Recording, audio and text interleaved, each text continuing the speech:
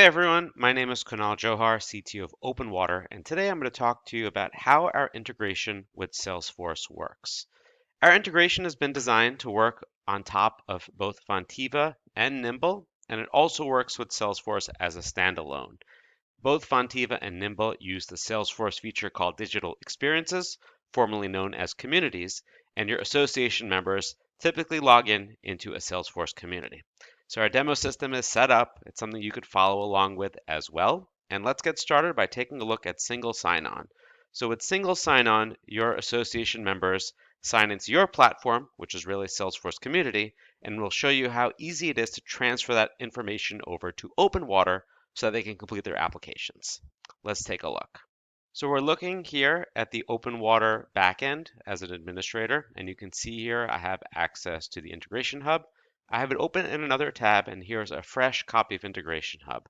I can begin my single sign-on by clicking Create New Single Sign-On, choosing Salesforce, giving it a name. For the login URL, I need to find that from the Salesforce configuration. So let's go ahead and toggle over to that. Here you can see I've logged into Salesforce Admin Administrator, and I've found the Digital Experiences tab, and I've found the community that I wish to have my members log into.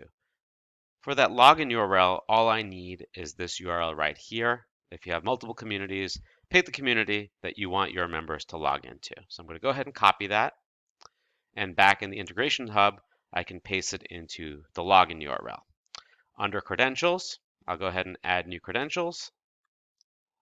Just call this test, and I can change this to the admin token link, and I can go ahead and add that. Then I go back to Salesforce, and I just paste in that URL. Once I paste the URL in, it actually sends the Integrations Hub enough credentials so I can get started. Let's save it, go to the field mapper, and you'll see it's already mapped the appropriate fields. All I need to do is take this begin URL, go back to the OpenWater configuration, and place it into the login configuration. So right here, I'll paste it into the login URL. For the secret, I'll go ahead and just set it to secret for now. This is something that you'll configure in part of the training. It's a shared secret between the Integrations Hub and OpenWater. Great. Let's see this work in real time. I can go to the public website, load it in an incognito window, and try out the system as an applicant.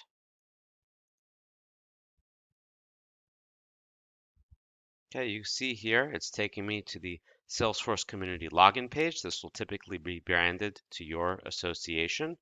Let me go ahead and log in as a sample community user.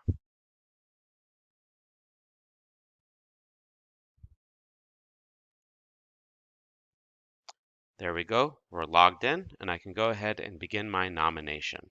There you have it. In less than 2 minutes, a single sign-on between Salesforce and OpenWater is now complete. We're logged in with Dave. Let's go back to the Integrations Hub and take another look at the field mapper. So that all happened very, very quickly. We just gave Integrations Hub permission to access the Salesforce fields. And now that we've done that, we can see that there's a default mapping, but we can actually map this information to anything that you already have in your Salesforce. So in this case, if the company is actually tied to the contacts account record, the integration is smart enough to let you just change those fields through clicking around configuration without code. If you have additional user profile fields, it's pretty straightforward to just find them, choose them, find the Salesforce object you wish to map to, as I'll do right here.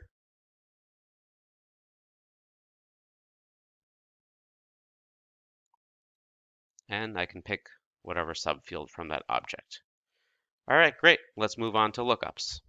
Lookups are useful if you want to fill out information in a form from data you already have in Salesforce.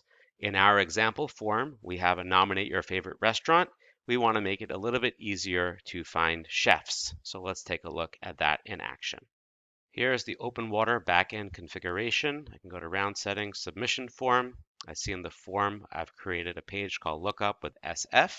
You see here we have a table called chef where the alias is chefs. And we also have a couple of inner fields where the aliases are first name 1, last name 1, and email.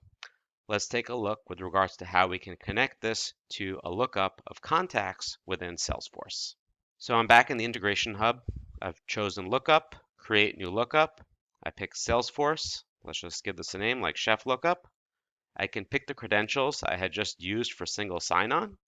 And now I can pull from any object. So here I want to, let's say, pull from the contact object. And you will see here it automatically picks and refreshes the fields. Let's say I want to pull the first name, the last name of the chef, and let's say I want to pull from a related object like the account. Maybe I want the account name somewhere in there. Then I want to set my filter. So let's filter on their name is like whatever the person is searching for. I'll save that. We'll show that in a moment on the OpenWater side. And then you'll see here, I can also pre-fill a bunch of fields from what I've chosen. So I'm going to go ahead and configure that. Going back to the OpenWater configuration, we see it was chefs, first name one, last name one, and email. So in the integrations hub, I went ahead and added all that information. I want all three of these to pull from the contact record.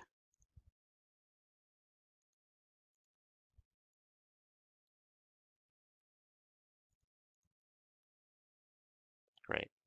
I can go ahead and save that. Then I can go ahead and test it.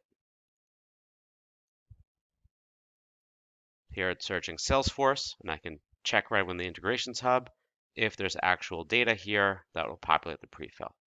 Looks like there is. So the next thing I need to do is I need to copy this prefill URL and this autocomplete URL into the OpenWater configuration. So let's go ahead and do that. Here's my search. I'm setting the autocomplete.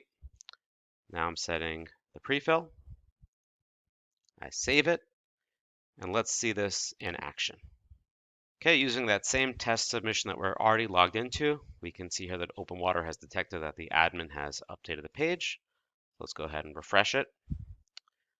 And then for simplicity, we created this drop down here that just says show me all fields. That opens us up to a couple of more fields here. I can now look up with Salesforce. Let's go ahead and type something in. And here we see it's populated. Try another one. There we go. So we can see here very quickly, within another 2 or 3 minutes, we've built a lookup from Salesforce to OpenWater. Let's move on to pushbacks. All right, pushbacks allow us to take data collected in OpenWater, push it back into Salesforce, and then inside Salesforce, the data is tied to the user record who submitted that information. You could run reports, you could push it into other objects. There's just so much you can do with the OpenWater data once it's moved into Salesforce. So the first thing we're going to have you do, and which I'm going to do in the background, is add a couple of test submissions. That way there's something to push back. So let's go ahead and enter our first favorite restaurant. Mine is definitely not McDonald's, but we're going to go ahead and put McDonald's in. And it is delicious. So put in a little bit of reasons why I like McDonald's. And just for sake of time, we'll submit only that.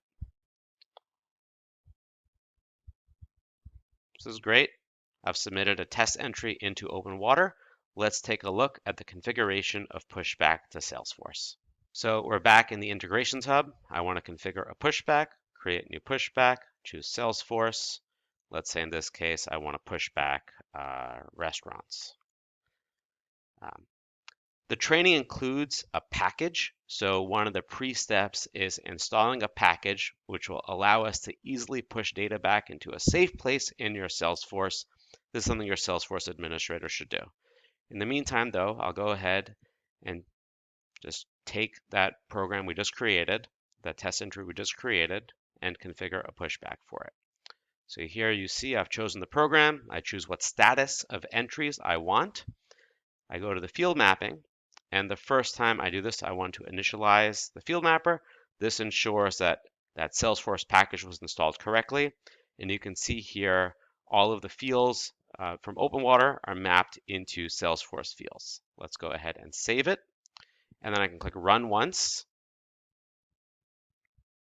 And you'll see here it's running. And it successfully pushed back an item into Salesforce. Let's toggle over to Salesforce and find that item. So here I am in Salesforce.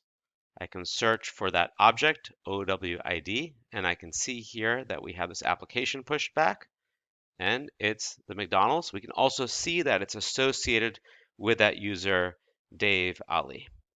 There's actually so much more we can do with this, so I'm going to talk a little bit more about custom objects and pushing back even more data. What we have here is the Salesforce Object Manager, and this is that object that was installed through our unmanaged package. Once the object's installed, there's a bunch of fields that we've pre-created, but you're welcome to create additional fields. So I went ahead and I just added this field called example. And now I'm going to show you how I can map additional fields from OpenWater into this custom object. So I'm back at the Integrations Hub. I want to refresh the page, go to the field mapper, make sure I got all the updated fields. I can click Add Field. I can go to the Salesforce object and we see it's found this one. And I found this example field I just created. And let's say I want to copy over that field. Why am I nominating this business? You know, the I'm loving it or the food is delicious. Let's go ahead and save it. Now, normally, if I run the pushback again, it'll push back any updated data, but we also have this test feature where I can take an existing entry, click test, and just re-push back that one entry. Here you go. Let's take a look and see the reason why I liked McDonald's in Salesforce.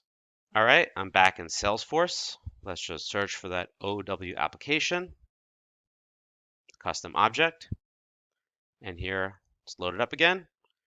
And we can see here that that field has been added and it says it is delicious. So you can see how easy it is using the Integrations Hub. You can click and drag and pick and choose which fields should map to which fields. We give you a default object you can use, and the integration is smart enough that anything that has OW underscore can be pushed back to. So if you want to create an object per program in Salesforce, it's up to you. If you want to push everything back into one master object and have a lot of fields, we help you segment that out by including the category and the program name. All right, there's a little bit more I want to show you with regards to using Salesforce Flow. We've actually covered so much in just about 12 minutes. We've done a single sign-on, a lookup, and a pushback, allowing you to do custom configuration for the single sign-on, custom configuration for the lookup, custom configuration for the pushbacks without the need for writing any code. And what's awesome with Salesforce is they have a tool called Flow, which makes the OpenWater data entering Salesforce have no bounds and no limits. So in this example, is just a kind of a hello world of how we're using Flow. As I nominate a new restaurant, we want to copy that information over into a new custom object called restaurants. So just an example, I'll walk you through it now. Inside the Salesforce Object Manager, I created a brand new object. I called it restaurant. Once again, this is just an example. And my goal here is that whenever someone nominates a new restaurant in OpenWater, I want to add that record here to Salesforce. So Salesforce has something, as I mentioned, called Flow. So I went ahead and I created a flow. Let's take a look at that flow.